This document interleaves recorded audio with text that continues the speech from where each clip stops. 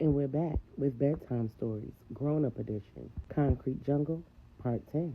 When we left off, Angela visited the Salvation Center, Dallas, where she met with the women's group and was pleasantly surprised by her sister Stephanie being in attendance as well. She also met a deacon who was interested in getting to know her better.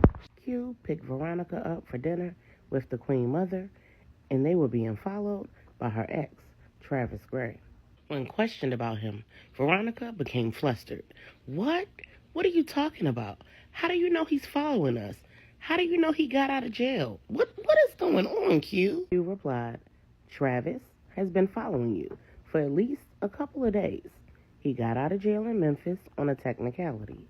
Now I'm going to ask again, what is the nature of your relationship with him currently?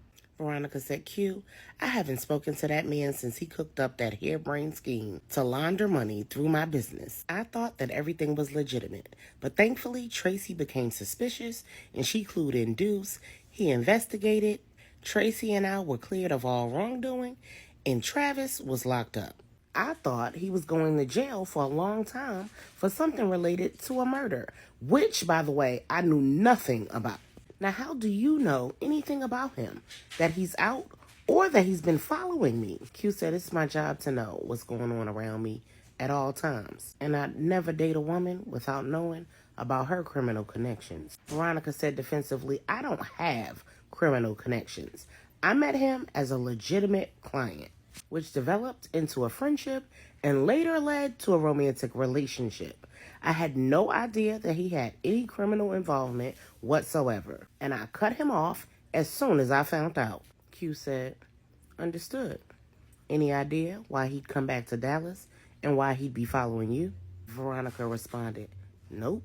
Q looked at her while sitting at a red light at the highway exit and eventually said, okay. After a brief pause, Q said, look, my brother and sister are also going to be at dinner tonight. I need you to understand that I wouldn't typically be introducing a woman to my family this early in the game, but I also don't tell the Queen Mother no.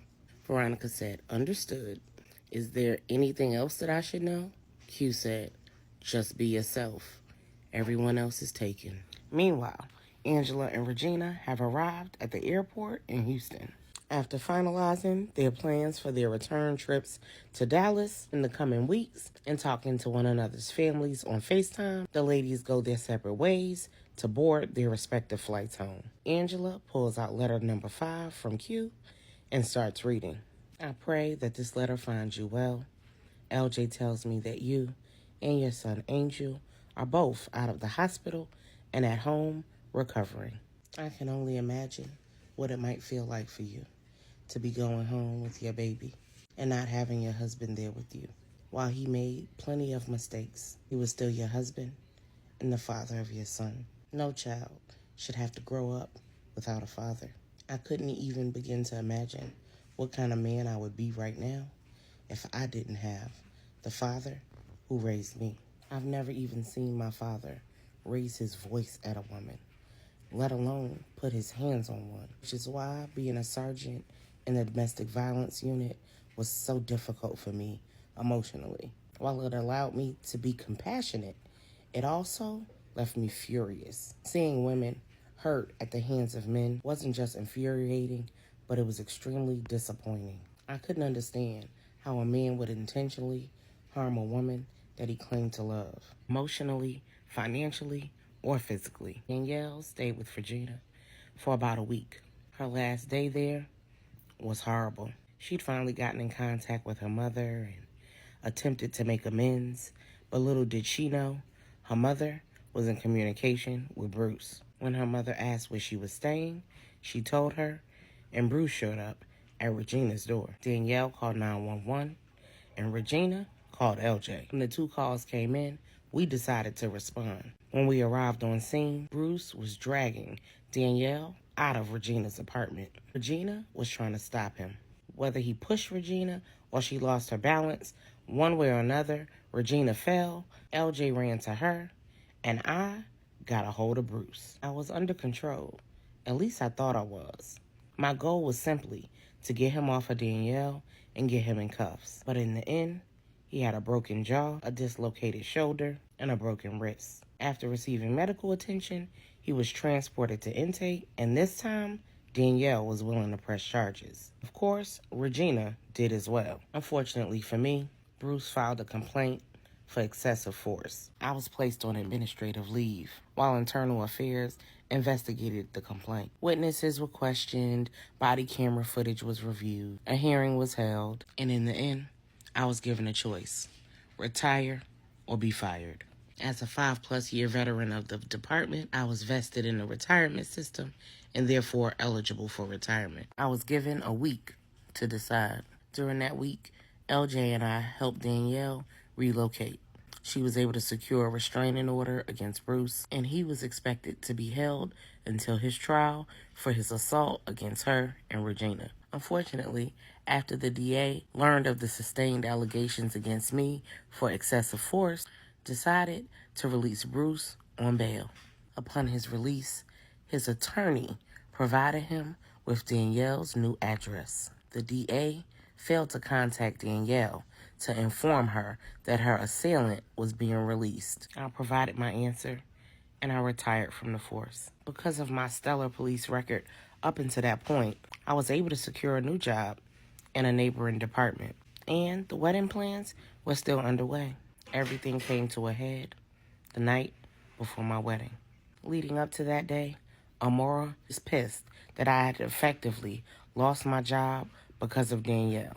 She couldn't understand the circumstances.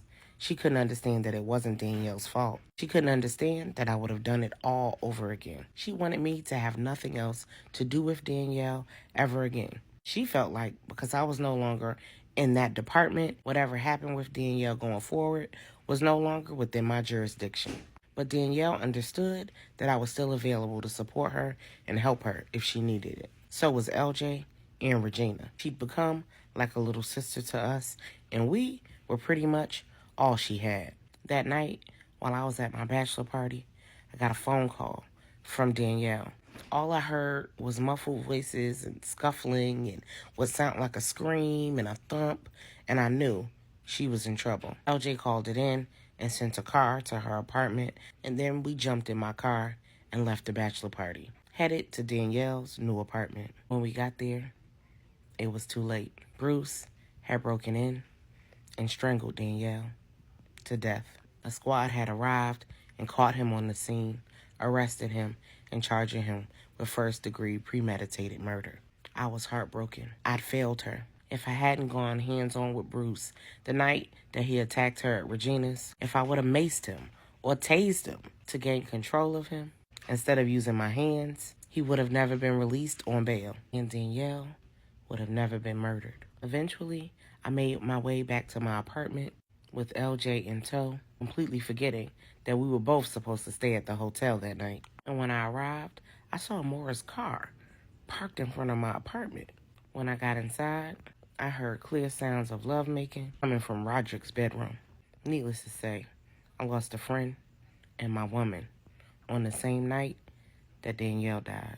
I walked out of my apartment and went back to the hotel, went to my parents' room, and let them know that the wedding was off. I stayed in their room that night, and the next day, my mother went to Amora's room to find out what the hell was going on. When she got there, Amora was getting ready for the wedding as if nothing had ever happened. When asked, she told my mother that she called me the night before. When I told her that I left the bachelor party because Danielle needed help, she begged me not to go. And when I refused, she was pissed. But she decided to forgive me and showed up for the wedding anyway. The Queen Mother informed her that she should have stayed home. Amora, Roderick, LJ, Regina, everyone called me so many times that eventually I powered my phone off. I stayed at the hotel for a couple of nights, getting lost in a bottle of Jack Daniels. Eventually, I checked out of the hotel, drove to Greensboro, checked into another one, and drowned my sorrows for 3 months straight. If it wasn't for my father, I don't know what I would have done. He came to Greensboro, sobered me up, took me back to my apartment, packed it up, drove me back to Fort Worth, checked me into a program, drugged me to a therapist, And within 6 months, I was back. I never saw or talked to Amora ever again. I forgave her and Roderick, but I was done with both of them. The next time I returned to North Carolina was for LJ's wedding. And eventually, I moved back after he was hurt and started the PI firm. That's how I met Ramona. I remember thinking that this was my chance to rewrite history, that this time I could protect a woman and she could live. Unfortunately, it didn't work out that way.